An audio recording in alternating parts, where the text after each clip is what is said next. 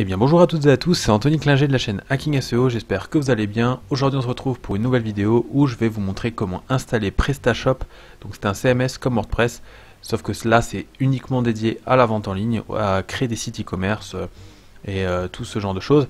Donc je vous montre aujourd'hui comment on fait. La méthode marche sur Windows et sur Mac, donc je pense que je ferai qu'une vidéo. Si vraiment vous galérez sur Mac, mettez-le en commentaire et je ferai une deuxième vidéo uniquement sur Mac. Vous verrez que normalement il n'y a quasiment rien qui change. Alors, si vous voulez installer WordPress, sachez qu'on a fait déjà 2 vidéos sur Mac et sur Windows avec Camille pour montrer comment on fait pour installer WordPress. Aujourd'hui, c'est du PrestaShop et je vous montre ça tout de suite. Donc, je vais passer sur l'écran avec vous directement. Donc voilà, alors la première chose qu'on va aller faire, c'est on va aller taper PrestaShop dans Google et on va le télécharger directement ici sur le lien de PrestaShop. On va cliquer sur télécharger en haut à droite. Donc jusque là rien de compliqué, hein. C'est un peu comme WordPress. On clique sur lancez-vous et là en fait il nous demande une email et quelle description vous correspond. Vous pouvez mettre une adresse au pif, en général je mets test@test.fr et je mets n'importe quoi et je télécharge.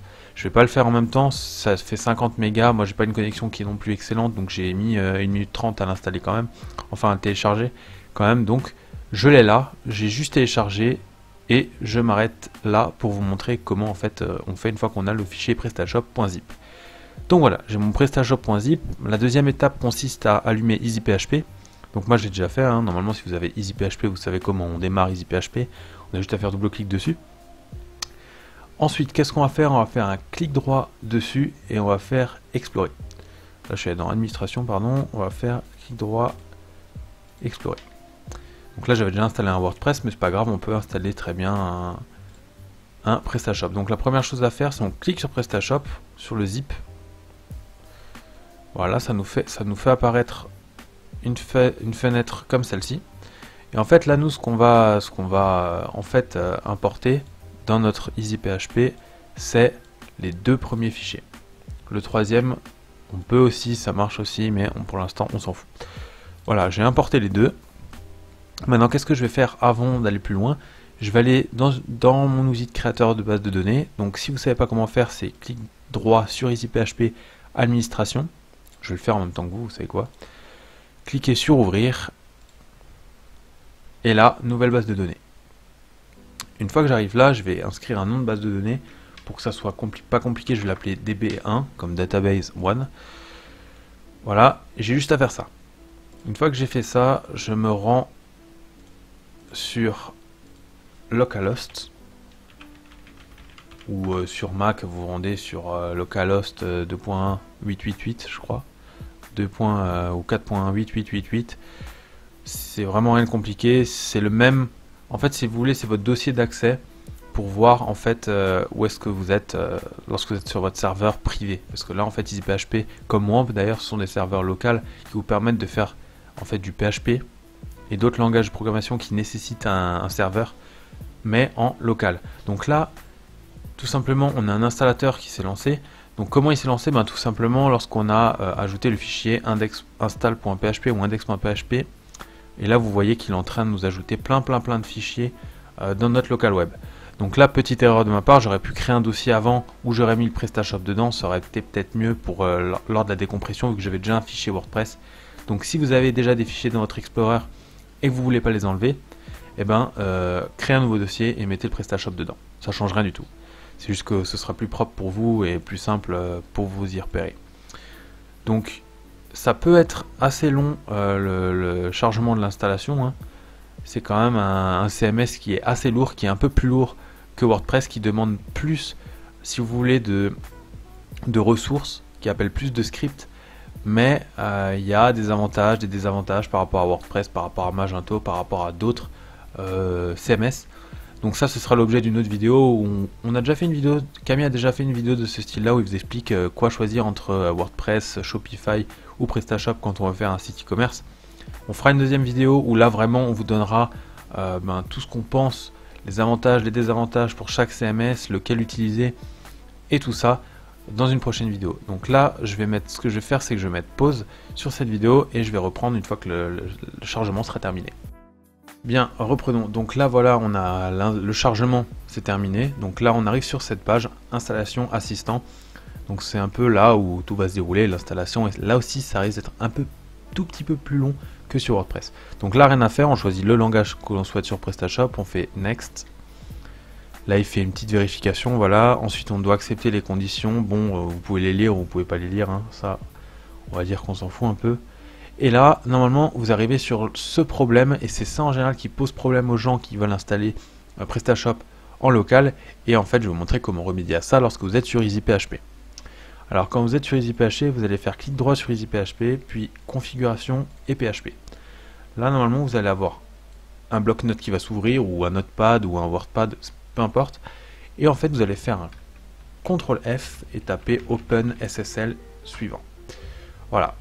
À partir de ce moment-là, il vous surligne là où il y a marqué OpenSSL.dll. On va juste activer l'extension en fait en enlevant, si vous voulez, le point virgule.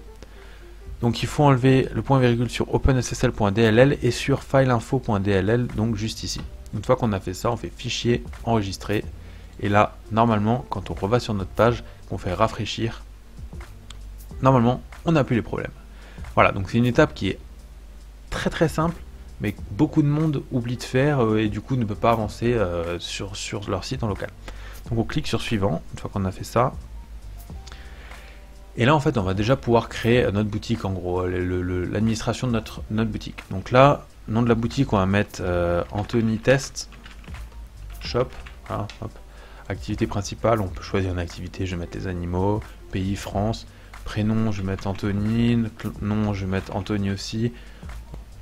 Adresse mail, on va mettre admin@admin.fr. On s'en fout en fait puisque c'est en local, donc dans tous les cas personne n'aura accès à ce qu'on fait. Ici je vais mettre admin 1, 2, 3, là pareil. Donc là on remplit comme sur WordPress, là c'est très ressemblant à WordPress, on fait suivant. On n'est pas obligé d'enregistrer. Et là en fait c'est là où vraiment il va falloir renseigner la database, la base de données qu'on a fait avant. Donc 127.0.0.1 on touche pas. C'est l'adresse locale. Nom de la base, on va mettre db1.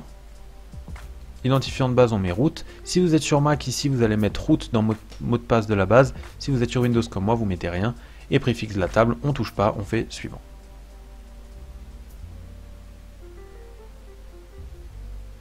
Voilà. Donc là, en fait, ce qui se passe, c'est qu'il va nous créer les différentes tables dans la base de données pour insérer à peu près toutes les tables que PrestaShop a besoin. C'est-à-dire le catalogue, les thèmes, les modules et ainsi de suite. Normalement c'est un peu moins long que l'installation du tout début que j'ai coupé juste avant. Je vais quand même vous la couper pour éviter que vous passiez encore 30 secondes à regarder la vidéo pour rien en fait. Donc nous revoilà, ça vient de finir. Heureusement que j'ai fait pause d'ailleurs parce que ça a mis quand même pas mal de temps, ça a bien mis 10 minutes. Donc si jamais ça met un peu de temps en local, hein, ne vous inquiétez pas, c'est tout à fait normal.